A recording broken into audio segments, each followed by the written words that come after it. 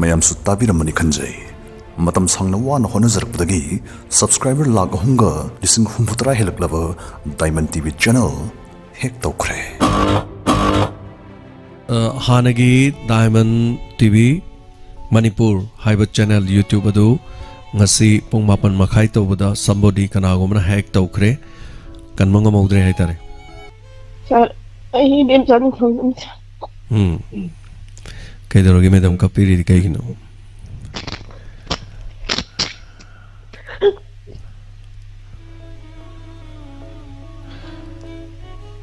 madam kapigano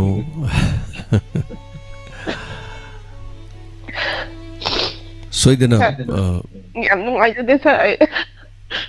wala mo gamte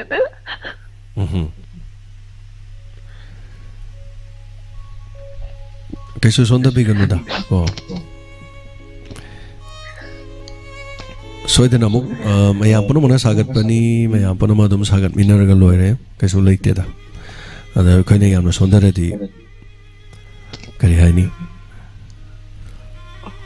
tung de mai pa ko kan tung chau ka poi ne chi de ke na phoi mayam chung na cha ke ma tung de min ga ne ho yam thamoi shokpa paune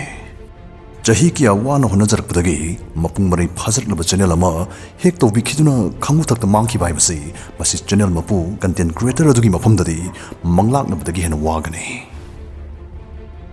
ngasi gi TSC gi videos da nena jagadori basi hacker natrag scammer mana YouTube channel ama hek tongnaba honarpagi mongsi masi kamaina togalle amadi YouTuber singna isagi punsi lambi ni khanjariba isagi channel hacker singi khuda ta khidanaba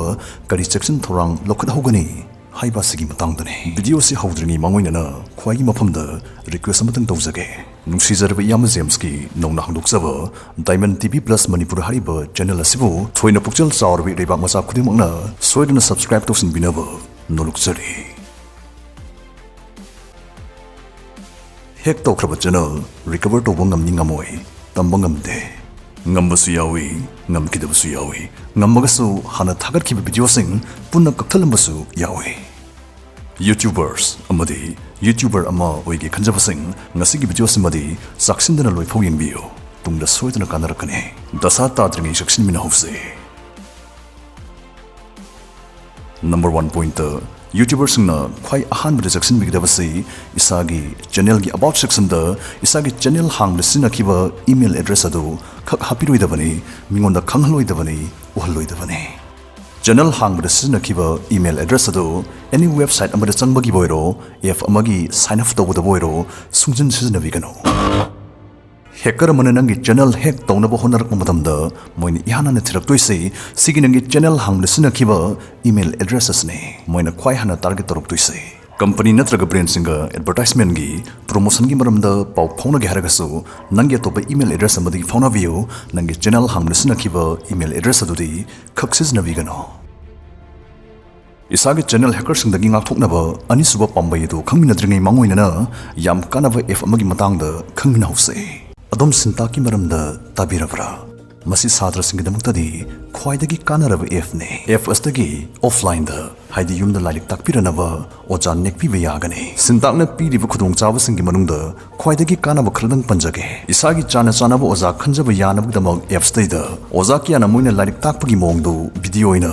mangjongna f state da yengma phanghalle isagi apam apamba oja khanba yahali haibane loinana thagi na tabi nungtigi pithope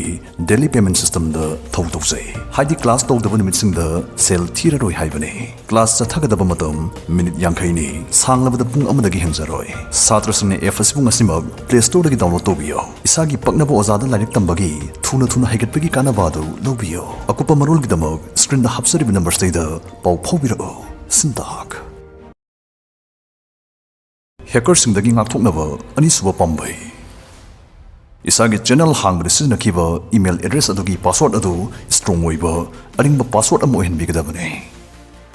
aringba password haibase kadaibu kawi haragadi password adu yamdrabada character nipadagi tahloidabane